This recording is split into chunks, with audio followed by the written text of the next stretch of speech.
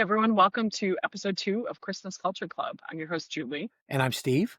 and we're here to welcome you back to and celebrating the Christmas season. So, in the vein of actually introducing ourselves, we figured we should talk about the origin of Christmas. How is it that we've come to celebrate the way that we do in 2025, and what's the history of that? All right. So I think probably as we think of it as Christmas, it goes back about 2,000 years, right? To the little town of Bethlehem, which is a far southern suburbs of Jerusalem these days, I guess, when the Christ child was born. And Christmas as we know it is moved forward for men. So, actually, true but not true. There's history that's been uncovered showing celebrations that are very similar to how we celebrate Christmas now, going back 4,000 years into Mesopotamia and Babylon. That timing was actually celebrated around the solstice, which is another reason why the date of Christmas is set as it is. And they celebrated the same as we do: cozy fires, exchanging of gifts, feasts among friends, hanging out with friends, family. How do we know the dates? Again, because it's all actually based upon the solstice and the solar new year. And then we step forward into kind of more the modern era and how we've developed Christmas as we know it. Okay. Yeah, I think, we look back and we think of Christmas starting with the Christ child, the birth of the Christ child, which they date these days around 4 BC, before Common Era, in the Holy Land as we've come to know it. Under the rule of King Herod, there was a census called. Joseph and Mary traveled to be counted, and Jesus was born, as we come to believe, at a manger in Bethlehem. It's interesting to me that there's nothing mentioned. It's not celebrated until almost 200 AD, that nobody celebrated the birth of Jesus. It was actually his baptism and then also his death that made him immortal, essentially, made him into the God figure that he is. So it was at around 150 that people started saying, wait, but was he born as a holy figure? Was it at the Council of Nicaea? Well, that was later. That's when they actually set the dates. Okay. But it wasn't until about 200 that they started saying, and honestly, it started because of Mary. That Mary has always been venerated as the mother of Jesus, and Mhm. she was then worshipped. But then they had a question. They had to break a bridge from her holiness and her veneration to Jesus. And was it when he, I believe, was baptized at 28? Was that when he became holy? And Okay. now we've started celebrating the birth. So it's just an interesting kind of wiggle in history that we think it's always been the way that we celebrate it right now, but it's not valid. So I think the background noise we hear right now is your dog having some water. Is that true? 100%. It's pancakes slurping away. So I'm a happy dog mom. They're a part of my life. Absolutely. That's Yeah. great. So, Yeah. but going back to a celebration within the Roman Empire, I think, so this all occurred during the Roman Empire. Did they have a solstice celebration? Absolutely. They had a very ingrained celebration called Saturnalia that was based around the solstice and the movement of Saturn in the sky. And as the Roman Empire became more Christian, they kind of essentially said, if we can't beat them, join them. So we're going to take these pagan celebrations and morph it into what we know as like kind of common time of Christmas, and also celebrating the return of light. Every culture, as far back as we can see, has celebrated the winter solstice, when the sun returns and we are back to having more daylight than darkness. It's Sure. a very important time, and it jives with the Catholic Christian, theology of this person, this amazing person was birthed and brought Mhm. lightness into the world. Yeah, I mean, we're going to find as we go through our different episodes that there are so many pagan traditions that have been adopted by the Christian faith, as our own Christmas trees, the hanging of stockings. There are a lot of different traditions that we've adopted. You go back in the setting of the date of Christmas. I think historically the belief of the Christ child wasn't born on December the 20th. In fact, it was sometime in the late spring or summer when they date the actual census, sometime in that timeline of the calendar that was more not actually December 25th, but the early Christian or early Catholic Church adopted December the 25th. When you went from the Holy Roman Empire, of course, it spread, right? Christianity Yeah. spread across. Well, it's interesting. It spread through warfare. Mm-hmm. So basically, as the Roman Empire was falling, you had invading forces in the form of the Vikings, the Visigoths, the Balkan states, and they all came with their own traditions. They came and raided in the Roman Empire. I mean, and think about it, at that time, the Roman Empire included parts of Britain, parts of Germany, what we now consider Germany. So it's very widespread. So these people raided, and there was an exchange of cultures that happened there. So what happened is that, really a lot of our Christmas traditions, as we know them, come from the Vikings. And their celebrations predate their interaction with the Roman Empire and essentially Christianity. They had the Viking Festival, and it's spelled Jol. And it's pretty interesting that Jewel is pronounced, and it's now entered Yule. into our vernacular as part of the Yule season. Sure. You've also got them celebrating based around the solstice. They lived in a far Hmm. northern climate.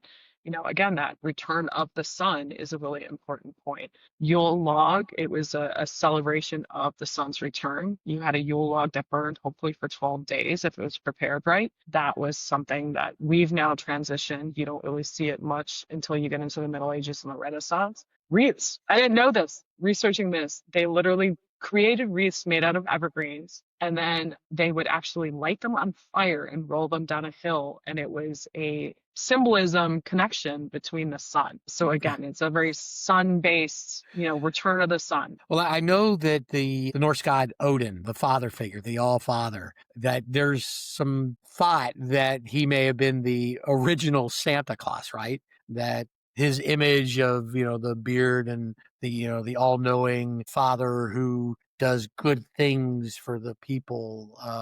And, that connection between the mysticism of a god and the connecting to the people, because of course Santa Claus, we certainly don't deify Santa Claus, but Santa Claus is this um almost spirit. I don't want to say spiritual in a religious sense, but he's this almost spiritual figure who, eh, for all intents and purposes, is immortal, right? He's been around forever, or our He's belief. wise, he's Yeah, benevolent. Odin had all those things. He traveled across the sky pulled by reindeer. I don't know, sounds kind of similar to what sure. we see today. And then there's the whole juxtaposition between Odin as, the origin for Santa Claus, going to St. Nicholas of Turkey. Huh. And, he was a wealthy bishop who would carry a sack around and give presents to children in his area. Mhm. So there's a number of people that have created this role in our history and have all come together in what we see as this, very kind, very jolly, very the epitome of this season in one person. And we're going to Sure. talk about Santa at another time. Like he is worthy of an episode. Right. But it's just interesting that, you really do have a lot of impact from the Viking cultures to Sure. our current celebrations for Christmas. Yeah, I know Saint Nicholas, the Turkish bishop priest. In a couple episodes, we're going to do an episode we're calling it Creepy Christmas, which are some of the strange cultural things that happen at Christmas time. Saint Nicholas um, appears in that because one of the weird characters, Krampus, is actually related to the Saint Nicholas story, and it's an interesting tie-in, and we'll get to that later. But yeah, it's Saint Nicholas. I think probably when we look at the Santa Claus figure, is the most reminiscent of what we've come to believe as Father Christmas or Saint Nicholas. But again, like you said, we'll get into that later. So coming from the Vikings, we set the date. We were talking about the date being set in December versus the actual birth of the Christ figure that you had mentioned earlier was set in the 4th century. Now, was that the Council of Nicaea? I believe so. And I mean, I am Okay, far from a religious scholar. Actually, have been reading The Origins of Christmas by Dr. Joseph Kelly. He is a religious scholar. He's a biblical scholar. And it's fascinating. It's a lot to take in because there's just so much minutia and there's so much politics involved in setting the date. And there's no history now looking back saying like this is why they chose that date. There's a lot of different inputs. I think the one that resonated most strongly with me, and I don't know, makes the most sense, is that they counted back 9 months from the Feast of Annunciation, which is March okay. 25th. And so they said, hey, wait, this is logical. This is when he was born. Okay. So I don't know. Hmm. So I'm sorry. It was counted forward. Sorry. At Feast of the Annunciation, it believe is conception, right? Right. Yeah. Yeah. Sorry. Again, I went to CCD. I did not go to Catholic school. So my papa would be watching down on me right now and just cringing at my low Julie, Julie, knowledge, Julie. Yeah, Annunciation, the announcement of the the pregnancy. birth. Yeah. Yeah, so I think one of the questions becomes, as a Christian culture, we celebrate Christmas, but the whole 4 weeks preceding Christmas, known as Advent. Any information on when that was, how that came about? So that really started, from Rome and the early church. The celebrations got pretty wild. And then the church decided that they wanted to really control this celebration. And it fed into Advent, that they Okay. created the season of Advent. And again, like I don't know the specifics of the how and why, but Advent was created, and then Advent as a fast essentially is broken on Christmas Eve morning or Christmas Day morning. I apologize. Yeah, I know from a religious perspective, for anyone who's watching that isn't Christian, who doesn't celebrate Advent, it's 4 weeks leading up to the celebration of Christmas. And it's a time that we try to prepare ourselves spiritually for the birth of Jesus by doing better things. I think fasting is kind of fallen by the wayside, but I think it's time to make amends essentially, so that we're getting ready for the birth of Christ, which leads into the celebration. As you move forward in time, we move to like the Renaissance and the Middle Ages. And that's where a lot of our traditions solidify from a feasting standpoint. Hmm. That, as you talked about, we had Advent. Advent was a very important part of the calendar at that time. But it also ties into the celebration and the feast of Christmas, that this was traditionally a harvest time. There was food available. There was fresh meat available that hadn't been preserved.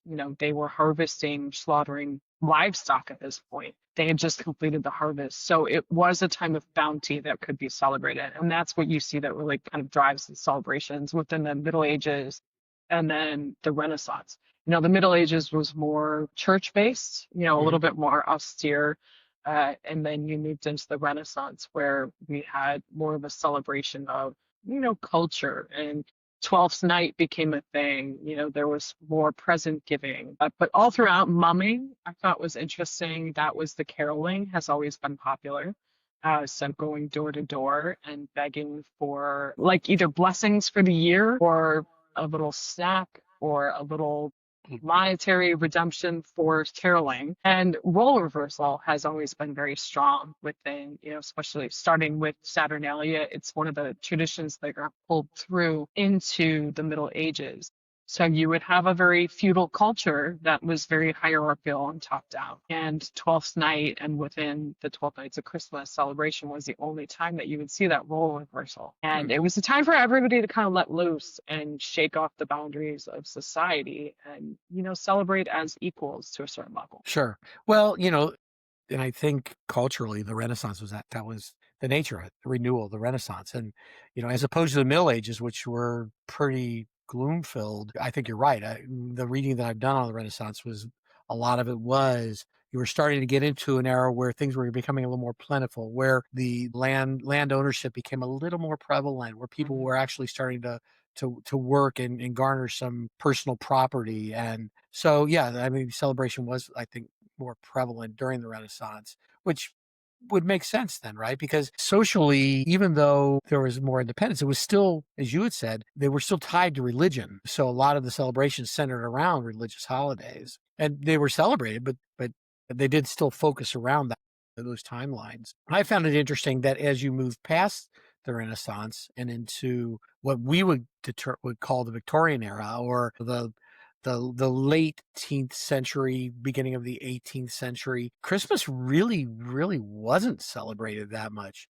It was recognized as a holy day, but when it came to the parties and the type of celebrations you saw in the Renaissance, didn't really happen. People still worked on the holiday. It was a more austere time. Of course, there was expansionism. Global expansionism is People were discovering new lands and colonizing the lands, and those things were going on. But the celebrations really, really didn't happen. But I think we were talking, you were saying that it was the German nobility that actually kind of brought the we would consider more of the contemporary celebrations from Germany into England, and then the the Americas. Yeah, so I mean, truly within that transition period of going from kind of late Renaissance into, the Regency period, like late 1600s, early 1700s, there was duality to the celebrations. Some of the celebrations had gotten out of control, that, it was more like Devil's Night around Halloween. It was more about pranks. It was usually, kind of youth causing trouble in the guise of mumming, and it was something that you had to be careful with. But then you also had this cross section of society that was really pushing for it to be more of a religious holiday. And so then you had, we'll talk about it in a couple of minutes, but you had this group of Puritans that moved Hmm. to the United States, to the colonies. And part of their drive was religious freedom, and they brought this austerity to the United States. And the early Christmas celebrations in the United States were really reflective of the season. But coming back to Europe, you had Queen Victoria. She married a German prince, Prince Albert, and Prince Albert was the one who actually kind of brought some of his traditions to English culture. And we have, the first drawing. There was a cartoon that was put in the paper of the royal family decorating a Christmas tree. And people saw this. And I mean, there was a lot of kind of hero worship that happened around Queen Victoria. She was seen as a very good queen, and she was seen as a mother figure for everyone. And all of a sudden, and Christmas trees, putting up a Christmas tree, celebrating Christmas became a lot more popular. There's a lot of the traditions that we're very familiar with started in the Victorian era. Okay. Um,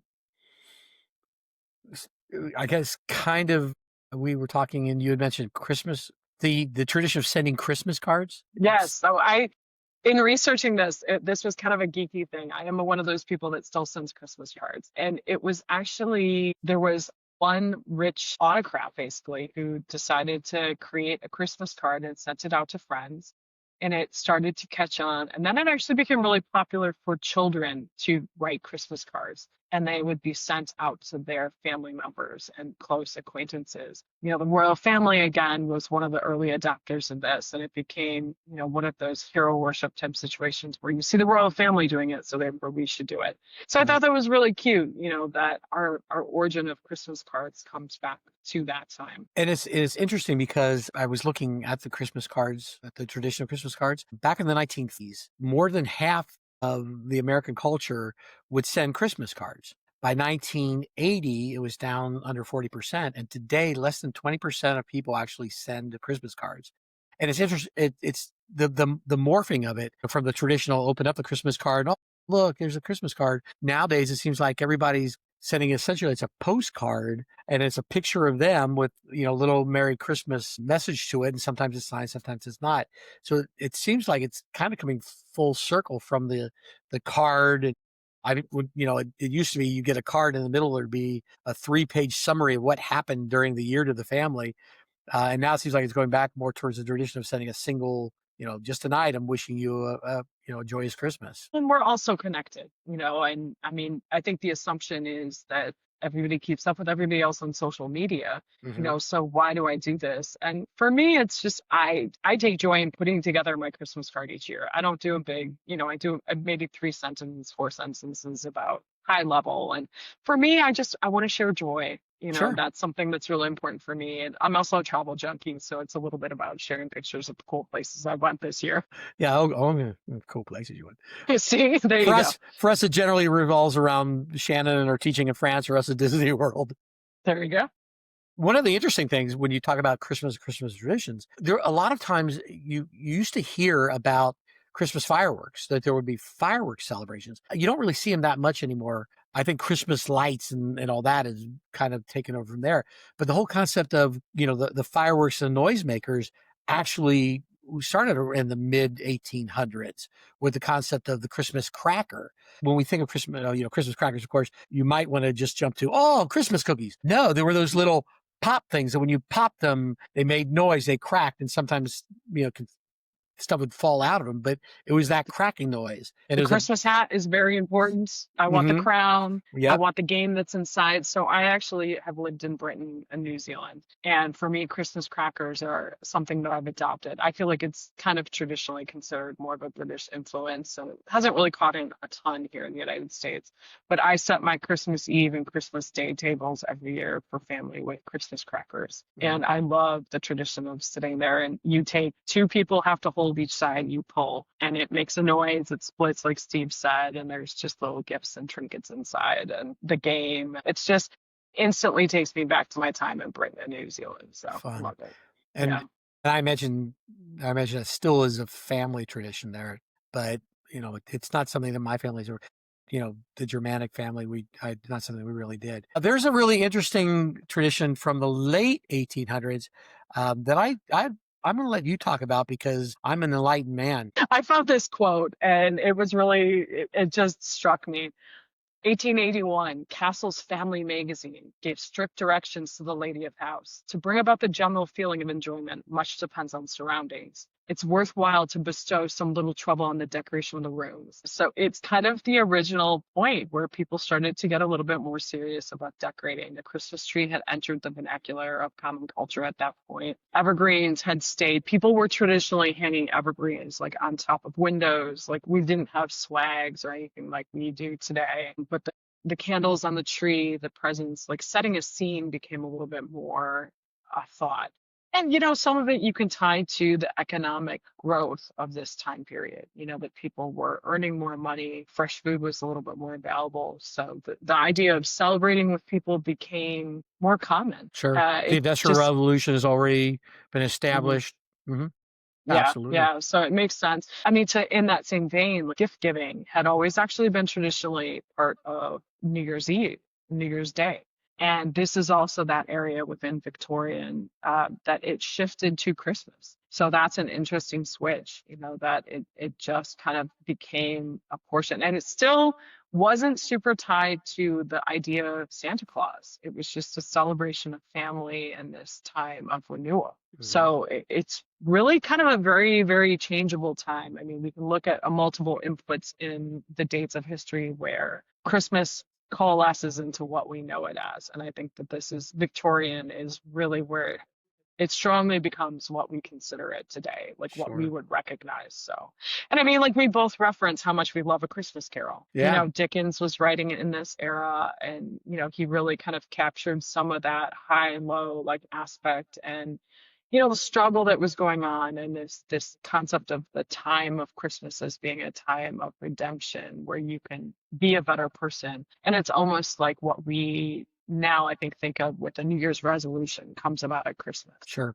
Well, and within the American tradition of Christmas, I mean, Whew. and you touched upon it a little bit. Kind of, we have the celebration, 12 nights celebrations, but there was also kind of a rebuttal and against Christmas, right? Yeah. In Massachusetts, actually outlawed Christmas for a number of years. That Massachusetts was a fairly puritanical colony, then state, and at one point they outlawed Christmas as a celebration completely. Um, and it But wasn't then you have the until counter to Virginia, where Virginia was like all in, let's celebrate. 12th night was a thing. They actually had rules on the books in Virginia in the Virginia colony that Christmas was a holiday. And this goes back to 1631. Whereas like Massachusetts outlawed it until 1870. It wasn't outlawed. It wasn't recognized as a holiday as a until holiday. 1870. Yeah. So it's just a tale of two cities almost, that you Yeah, have the people that who founded each individual colony, and were they pro England or against England?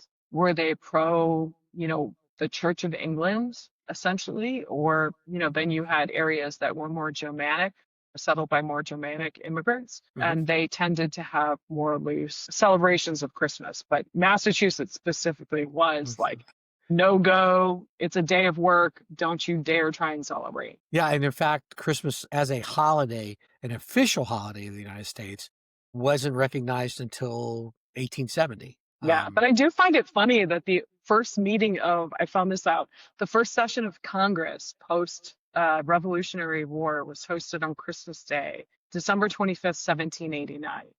Hmm. So again, I mean, here's a group of our founding fathers were meeting on Christmas Day. So it tells you that it was a different concept. You know, like you had concurrently at that same time celebrations that were happening in England that we would recognize today, but truly in the founding of our own country, the celebrations were vastly different at that Mhm. time. Sure. We were Yeah, I mean, babes in the cradle. it seems like Christmas as the tradition that we know really didn't start until the late 1800s. So, and I have a quiz question in a few minutes that I'll ask that kind of relates. So, Yeah. what about calendar? Let's talk Yeah. about what's going on. Oh man, so I mean, it feels early still, middle of October, like everything's changing temperature wise. We're starting to move into, the season, but thinking ahead, planning ahead, because I mean, we all know Christmas season gets pretty hectic.